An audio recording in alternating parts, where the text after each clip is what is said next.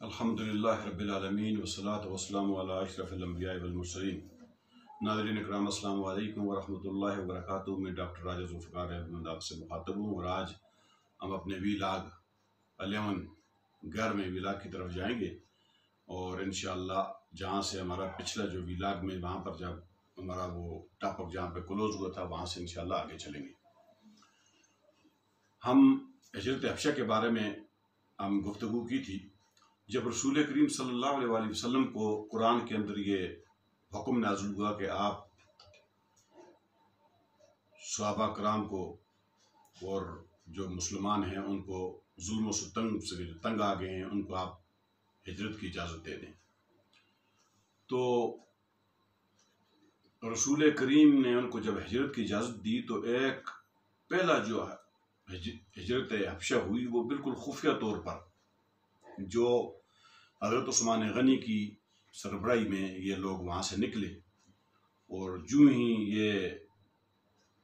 بحر احمر کے کنارے پہ پہنچے تو اللہ رب العالمین کی مدد وہاں پر ان کی پہنچی، اور اسی وقت تجارتی کشتیاں جو تھی وہاں پر وہ موجود تھی،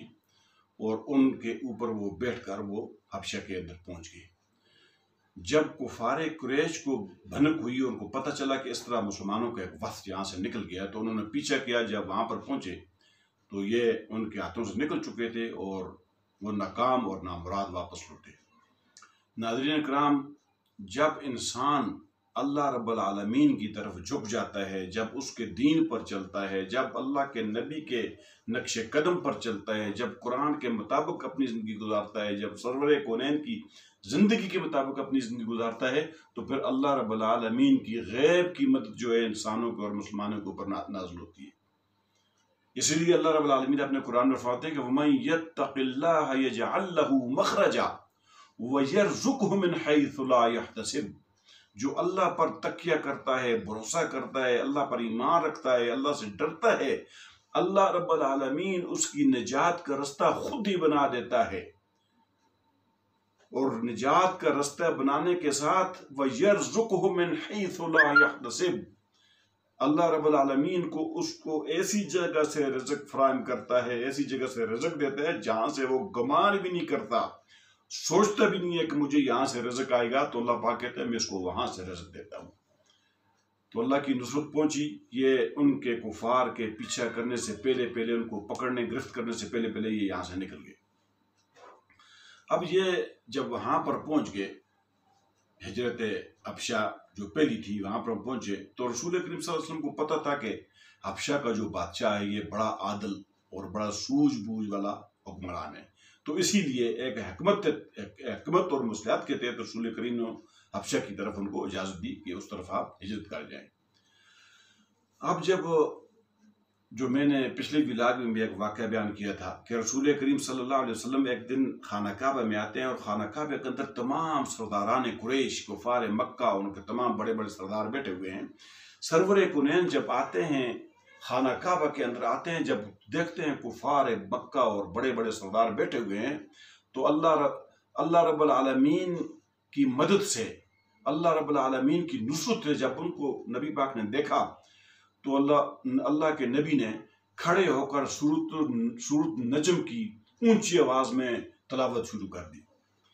ناظرین کرام، یہ قرآن کی تلاوت ایسی تھی کہ جب ان کفار کے کانوں پر وہ تلاوت اور رسول کریم کی آواز لگی تو ان کو بالکل اس طرح کر دیا اس قرآن کی اس اثر نے، اور قرآن کی اس اپنی جاہ و جلال نے، اور قرآن کی اس عظمت نے، کہ وہ بالکل گم ہو گئے، سم ہو گئے، اور اس کے اندر ڈوب گئے تلاوت کے اندر، تمام کفار مکہ اور تمام جو ان کے سردار تھے۔ حتیٰ کہ رسول کریم تلاوت کرتے کرتے کرتے کرتے سورۃ النجم کی جب آخری آیات پڑھ جاتے ہیں، وَاسْجُدُوا لِلَّهِ وَاعْبُدُوا، جب اس پر آتے ہیں، رسول کریم جب اس کی تلاوت کرتے ہیں کہ وَاسْجُدُوا لِلَّهِ فَاسْجُدُوا لِلَّهِ، اللہ رب العالمین کو سجدہ کرو، وَاعْبُدُوا، اور اسی کی عبادت کرو، جب اس پہ آتے ہیں تو رسول کریم خود سجدے میں چلے جاتے ہیں۔ سجدے میں جاتے ہیں، تمام کفار مکہ، تمام قریش کے سردار جو موجود تھے، ان پر ایسی رکت طاری ہوگی کہ تمام نبی علیہ السلام سیدھے میں گئے، تمام کے تمام جو ہیں سیدھے کے اندر گر پڑے۔ دیکھیں اس قرآن کی عظمت اور اس قرآن کا اثر دیکھیں سامعین کرام۔ اسی لیے قرآن کے اندر اللہ رب العالمین میں فرماتے ہیں، اللہ رب العالمین فرماتے ہیں کہ تقشعر من جلود الذین یخشون ربہم، یہ وہ قرآن ہے کہ جو انسانوں کے رونگٹے کھڑے کر دیتا ہے۔ اس کو سمجھنے سے، اس کو پڑھنے سے، اس کے پر غور اور خوض کرنے سے انسان کے جسم کے رونگٹے کھڑے ہو جاتے ہیں۔ یہ وہ کلام ہے۔ ناظرین کرام، جب یہ ہوا تو باقی جو کفار قریش تھے، انہوں نے جب یہ سنا کہ یہ تو سارے سیدھے میں پڑ گئے تھے، وہاں پر جب قرآن کی تلاوت نبی پاک صلی اللہ علیہ وسلم نے کی، تو اب ان قریش نے جو کفار تھے انہوں نے کیا بنایا نہیں، انہوں نے کہنے لگے کہ نہیں، رسول کریم صلی اللہ علیہ وسلم جو تھے وہ ہمارے بتوں کی تعریف کر رہے تھے کہ یہ دیوتا بہت اچھے ہیں، اور ان سے جو ہے وہ رجا طلب کی جاتی ہے، نصرت طلب کی جاتی ہے۔ تو یہ انہوں نے کہا، تب ہم سیدھے کے گئے، جھوٹ باندھا انہوں نے، کفار قریش نے جھوٹ باندھا۔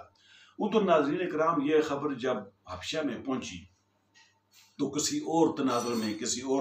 میں جب پہنچی، ان کو یہ پتہ چلا، جب یہ سیدھے والا واقعہ سنا تو انہوں نے سمجھا کہ قریش کی جو کفار مکہ تھے مسلمان ہو گئے سارے۔ انہوں نے رخت صبر واپس باندھا۔ تو جب وہ ابھی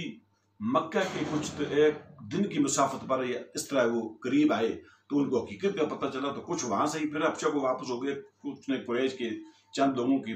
جو ہے وہ پناہ حاصل کر کے وہ واپس آ گئے۔ لیکن ان کا ظلم اور ستم جو ہے بڑھتا گیا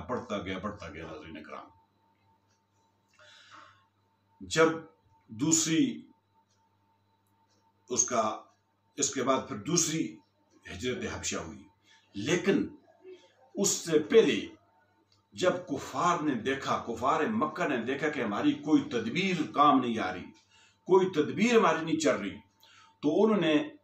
ایک فیصلہ کیا کہ اس طرح کرتے ہیں کہ جو نجاشی بادشاہ ہے ہم اس کے پاس وفد بھیجتے ہیں، اور ان کو کہتے ہیں کہ جو ہمارے لوگ یہاں سے بھاگ کر آپ کے پاس آئے، آپ ہمیں ان کو واپس کر دیں۔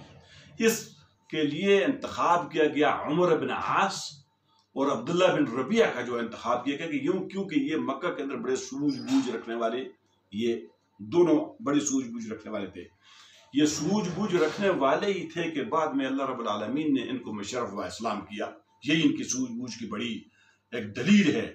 کہ جب بعد میں انہوں نے اسلام قبول کیا تو اس کا مطلب یہی ہے کہ وہ سوجھ بوجھ رکھتے تھے، تب انہوں نے دین اسلام کو قبول کیا۔ اب یہ بڑے تحفے طائف اور بڑی چیزیں لے کر جو نجاشی کے دربار میں پہنچتے ہیں، اور ساتھ اپنے باقی بھی وہاں پر لوگوں کو ملاتے ہیں، ساتھ ان کو بھی تحفے طائف دیتے ہیں کہ آپ نجاشی سے ہماری سفارش کریں کہ ان لوگوں کو ہمارے پاس واپس بھیج دیں۔ جب نجاشی کا دربار لگتا ہے تو یہ سب وہاں پر ان کو یہ عمر بن العاص اور عبداللہ بن ربیعہ یہ وہاں پر پیش ہوتے ہیں اور اپنا مدعا بیان کرتے ہیں کہ ہم اس لیے آئے ہیں کہ ہمارے چند نوجوان جو ہیں اپنے دین سے پھر کے اور اپنے آباء و اجداد کے دین کو چھوڑ کر وہ ہمارے بتوں کو جو برا بلا کہتے ہوئے اور جو ہے وہاں پر اپنے جو رشتہ داروں کو ترک کر کے تعلق کر کے یہ آپ کے پاس آ گئے، تو ہم آپ سے ریکویسٹ کرتے ہیں کہ آپ ان کو واپس بھیج دیں۔ جب نجاشی نے یہ بات سنی تو نجاشی نے کہا کہ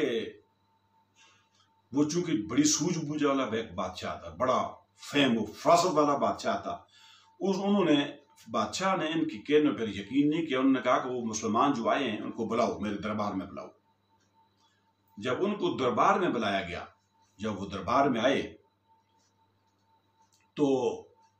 نجاشی نے ان سے یہ سوال کیا کہ یہ بتاؤ کہ یہ تم کس دین کی بات کر رہے ہو؟ یہ کون سا دین ہے کہ جس کی بنا پر تم نے اپنی قوم سے لگ اختیار کی اور تمہیں ہجرت کر کے یہاں پر آنے پر مجبور ہو گئے، اور پھر یہاں پر تم آئے ہو تو پھر تم میرے دین میں بھی داخل نہیں ہوئے اور اس دین کو بھی آپ نے ترک کر دیا، اور نہ کسی اور کی ملت جو ہے اس کے دین پر آپ قائم رہے، تو یہ کون سا دین ہے؟ آپ ہمیں ذرا بتائیں اور سمجھائیں۔ تو مسلمانوں کے ترجمان جو تھے حضرت جعفر بن ابی طالب رضی اللہ تعالی عنہ، انہوں نے مفصل جواب دیا۔ انہوں نے کہا کہ اے بادشاہ سلامت، ہم جس دین پر قائم تھے یہ ظلم اور تشدد والا دین تھا، بتوں کی پوجا تھی، شراب نوشی تھی، ظلم اور بربریت تھی، اور سود خوری تھی، اور اس کے علاوہ غریبوں پر ظلم تھا، اور اس کے علاوہ شراب نوشی، زنا کاری، یہ اس کے اندر ہمارے اندر رچی بسی تھی، جبکہ اللہ رب العالمین نے ہمارے اندر سے یہ ایک رسول مبعوث کیا، اور وہ رسول مبعوث کیا کہ جس کی زندگی کے بارے میں ہم پہلے سے جانتے ہیں، کہ وہ سچا ہے، صادق ہے، امین ہے، درد دل رکھنے والا ہے، غریبوں کا سہارا بننے والا ہے، اور بیواؤں اور یتیموں کے دست شفقت رکھنے والا ہے۔ وہ اللہ نے ہمارے درمیان مبعوث کیا، اور ہم اس پر ایمان لائے، اللہ پر ایمان لائے، ان کی جو ہے وہ تعلیمات ہیں ہم ان کو قبول کیا، اور ہم جو ہے یہ جب ہم نے قبول کیا تو ہماری قوم نے ہم پر ظلم اور ستم کے پہاڑ توڑنا شروع کر دیے، ہمیں ظلم کا نشانہ بنایا، ہمیں طرح طرح کی اذیتیں دی گئیں، تو ہم نے ہجرت کرنا جو ہے وہ ہم اپنے نبی کی اجازت ہے ہم نے ہجرت کیے، اور ہم نے تمام اوروں کے مقابلے میں ہم نے آپ کو ترجیح دی، آپ کے پاس آنے کی اور آپ کے پاس پناہ لینے کی ترجیح دی۔ کیوں؟ کہ ہم نے سنا ہے کہ آپ بڑے انصاف پسند ہیں۔ اب نجاشی نے یہ ساری باتیں سنی تو نجاشی نے کہا کہ اچھا مجھے یہ بتاؤ، تمہارے پاس کوئی چیز ہے جو تم اپنے نبی کی جو تم لائے ہو، تمہارے پاس کچھ ہے بیان کرنے کے لیے؟ کیا ہے تمہارے پاس اس نبی کا جس کی تم بات کر رہے ہو؟ تو حضرت جعفر رضی اللہ تعالی عنہ نے سورۃ مریم کی تلاوت کرنا شروع کر دی دربار کے اندر۔